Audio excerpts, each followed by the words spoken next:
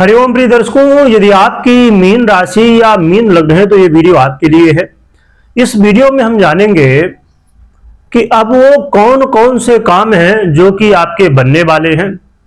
और ये काम क्यों बनेंगे, इसके पीछे क्या ग्रह स्थिति है ये भी जानेंगे। प्रिय दर्शकों, हम चर्चा कर रहे हैं कि 9 फरवरी 2026 को ग्रहों के युवराज बुध अब उदय होने जा रहे हैं और इनके उदय होने से आपके जीवन में कौन से वो विषय हैं, कौन से काम हैं जहां पर बुध के प्रभाव देखने को मिलेंगे। क्योंकि बुध वाणी, व्यापार, बैंकिंग सेक्टर,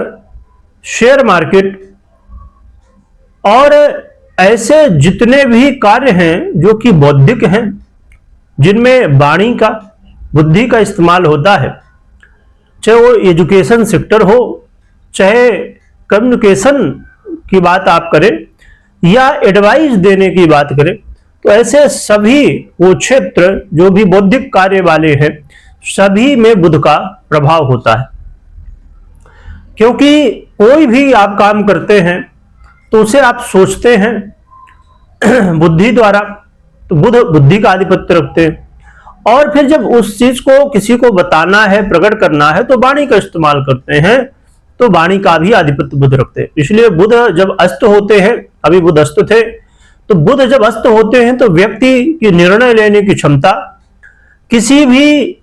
विषय को प्रेजेंट करने का जो तरीका है वो, या किसी भी विषय को सोचने समझने का तरीका हो, इन सब में समस्याएं देखने को मिलती हैं। आपने महसूस भी किया हो, बुध अभी अस्तवस्था में जब है तो बुध के इस प्रभाव से आप कई बार महसूस आपने किया होगा कि जब निर्णय लेना हो तो समझ में नहीं आता, आप कुछ बोलते हैं, सामने वाला कुछ समझ रहा है, तो ऐसी चीजें कई बार आपने जब बुध अव्यस्त हैं तो आपने देखी होंगी। परंतु 9 फरवरी से उदय हो जाएंगे।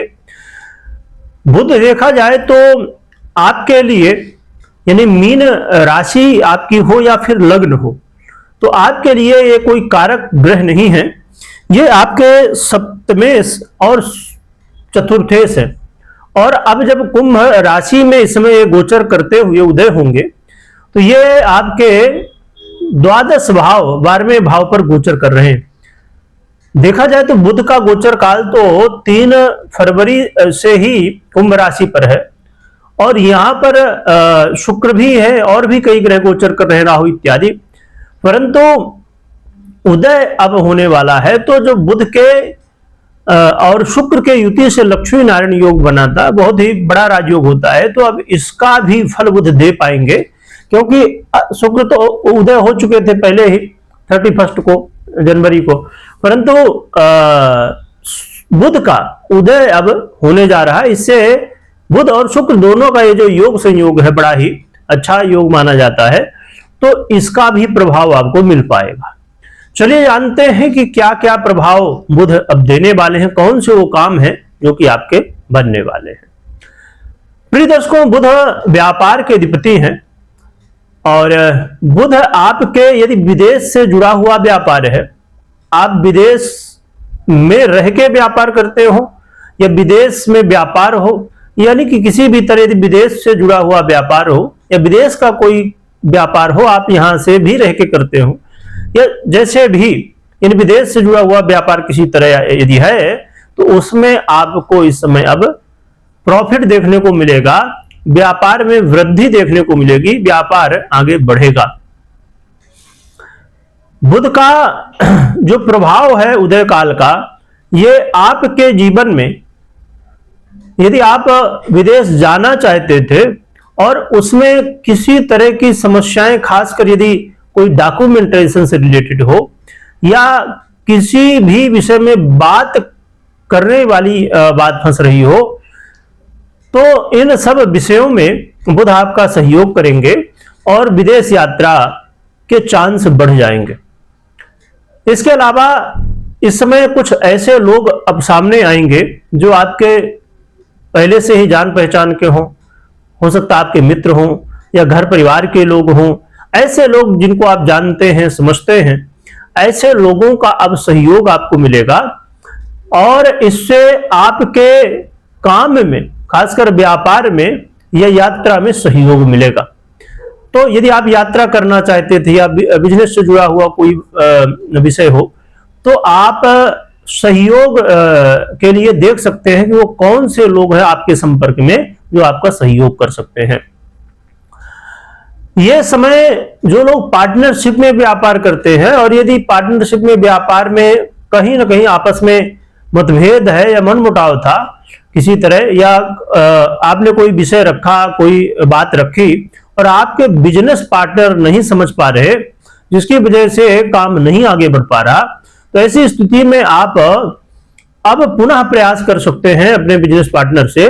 जिससे अब वो आपके बात को समझ पाएंगे और आपको सफलता मिल पाएगी, आपका ये जो काम है वो हो पाएगा। इसके अलावा बुध मैरिज लाइफ में भी पॉजिटिव प्रभाव डालेंगे। मैरिज लाइफ में यदि वाद विवाद, लड़ाई झगड़े चल रहे थे, तो अब बुध के प्रभाव से, उदय काल से यहां पर चल रही समस्याएं अब कम होंगी और आपस में सुलह होगी, एक दूसरे को समझ पाएंगे। तो बुध के अच्छे प्रभाव हैं, परंतु कुछ थोड़ी समस्याएं भी हैं। यदि कोर्ट कचहरी का मामला है तो यहां पर आपको सावधान रहना है, या आप देखिए, हर व्यक्ति के लिए महत्वपूर्ण है कि पैसा आए तो, परंतु आने के बाद वो टिके भी। तो इस समय कई बार अधिक व्यय की स्थितियां, अधिक खर्च की स्थितियां भी देखने को मिल सकती हैं, तो आपको सतर्क रहना है। कई बार जब कोई भी आप काम करेंगे थोड़ा कंफ्यूजन हो सकता है, क्योंकि राहु इत्यादि अन्य ग्रहों की भी यहां पर स्थिति है, जिसकी वजह से ये चीजें देखने को मिल सकती हैं। तो आपको निर्णय लेते समय धैर्य के साथ, सोच के और सूझबूझ के साथ फिर निर्णय लेना, जो कि बुध अब उदय हो रहे हैं, जिसकी वजह से बुध के जो प्रभाव हैं वो आपके वाणी लेवल में, आपकी बुद्धि में बहुत अच्छा देखने को मिलेगा, जिससे बुध आपको अच्छे प्रभाव देंगे। परंतु राहु के साथ युति है, तो राहु जड़ बुद्धि योग बना देते हैं, तो कई बार निर्णय लेने में थोड़ी सी दिक्कतें होंगी। अब बुध उदय होंगे तो जैसे मैंने बताया कि वाणी के अधिपति हैं, तो समस्याएं इसमें अब सॉल्व तो होंगी, पर पूरी तरह नहीं, क्योंकि यहां पर अभी राहु का भी प्रभाव रहेगा, पर फिर भी पहले से काफी अच्छा रहेगा और बुध आपको निर्णय लेने में सहयोग भी करेंगे। तो बुध का ये उदय काल देखा जाए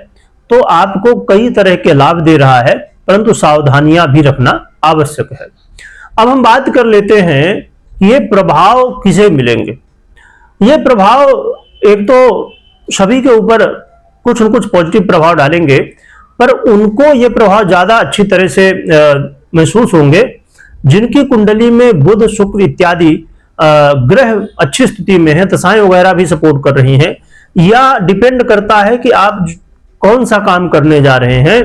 तो उसके अनुसार जो ग्रह हैं वो भी यदि अच्छी स्थिति में है, तो फिर आपको इस बुध उदय प्रभाव का विशेष रूप से